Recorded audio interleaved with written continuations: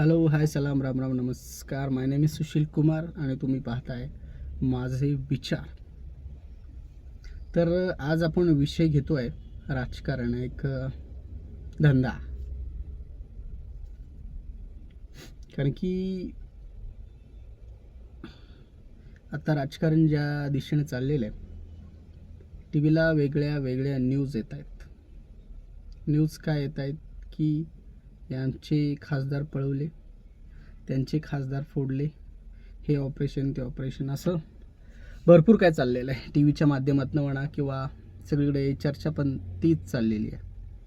तर चर्चेच्या विषयात हात घालणं गरजेचं आहे, म्हणून बोलायला इथे आलेलं आहे. तर राजकारण आता काय? राजकारण म्हणजे काय असतं?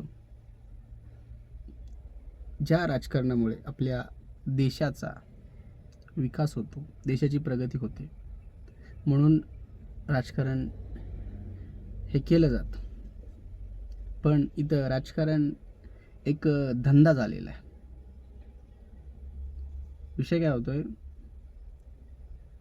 मतदानाच्या माध्यमातून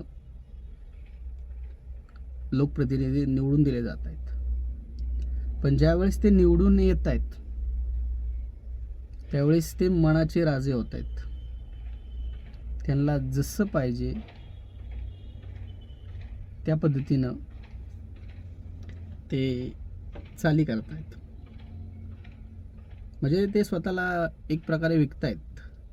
जो जास्त बोली लावेल त्याच्याकडे ते जात आहेत. फॉर एक्झाम्पल, जर तुम्ही एखाद्या चिन्हावर निवडून आलेला आहात, उद्या जाऊन तुम्ही त्या चिन्हाच्या विरुद्धच गद्दारी करून दुसरीकडे पळताय, चाललंय का? विषय काय असतो? त्या लोकप्रतिनिधीचं हे पण असतं, काय म्हणतात, त्यांचा स्वतःचा मतदार पण आहे. चलो ठीक आहे. पण काही जी मतं असतात ही पक्षाची पण असतात मतं. ती पक्षाच्या जोरावर किंवा जो पक्षाचा चेहरा आहे त्याच्या जोरावर ती मतं मिळतात. मग तिकडेसाठी एवढी धडपड का होते? कारण की पक्षाचं त्या वर्चस्व असतं, ते वजन असतं. मग अपक्षच का निवडून येत नाही तुम्ही ते जे निवडून आलेले खासदार म्हणतात की आमचं योगदान आहे, आमची, म्हणजे असं खूप काय. पण तसं पाहायला गेलं तर हे राजकारण आहे ना, एकदम घाणेरड्या लेवलला चाललेलं आहे. तुम्ही राजकारण म्हणजे, आता मी कुठल्या पक्षाचं नाव घेत नाही, कारण की सगळे एका माळेचे मणी आहेत. सगळे एका माळेचे मणी आहेत. आज या पक्षात आहेत, उद्या त्या पक्षात आहेत. जिकडे सत्ता आहेत त्या सत्तेकडे सगळे आहेत. मी कोणाच्या बाजूने बोलणार नाही किंवा हा नेता चांगला आहे किंवा हे नेते सगळे भिकार चोट आहेत, भिकार चोट. राग आला तरी चालेल, माझ्यावर केस झाली तरी चालेल. पण विषय काय होतोय? जिकडे सत्ता आहे ना, त्या सत्तेच्या मार्गाने हे सगळेजण जात आहेत.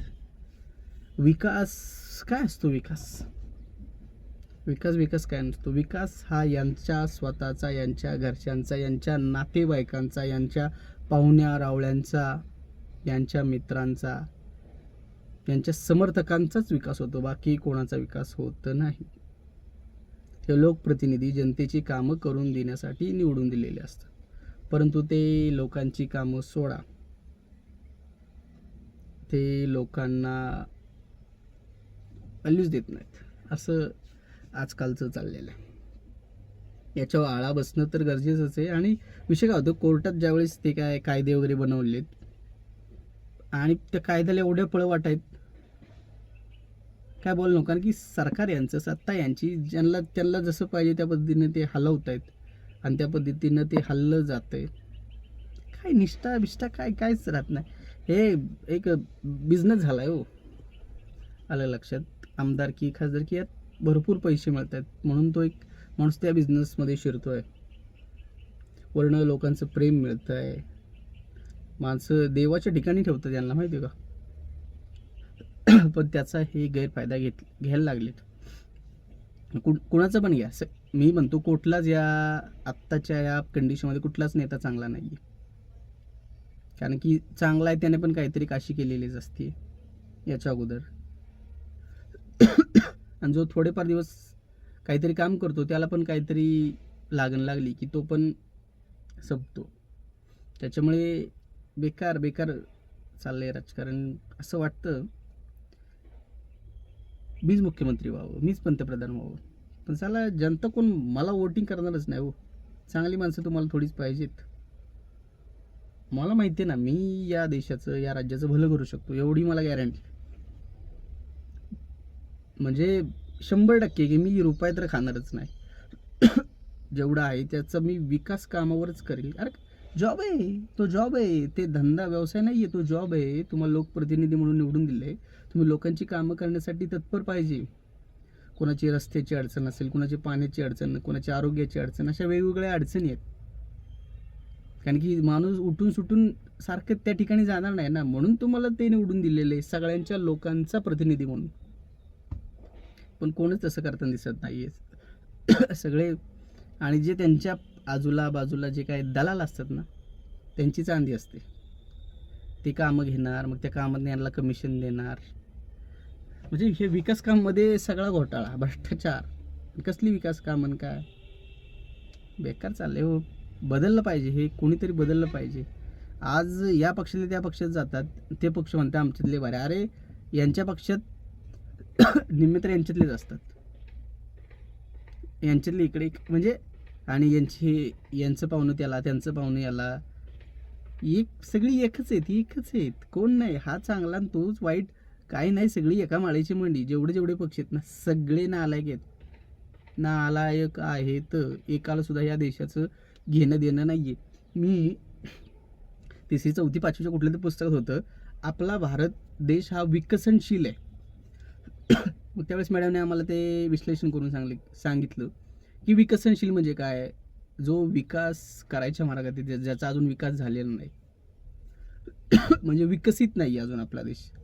तेव्हापासून आता मला किती तर वर्ष झाली शाळा सोडून, खूप वर्ष, 15-20 वर्ष झाली असतील, 10-15 वर्ष झाली असतील. अजून आपला देश विकसनशीलच आहे, विकसित अजून झालाच नाही. कधी होणार. हे जर असले राजकारणी असले ना तर होत नसतोय. फोडाफोडीचं, तोडातोडीचं काय काहीतरी झालं पाहिजे. कोणतरी असं आला पाहिजे.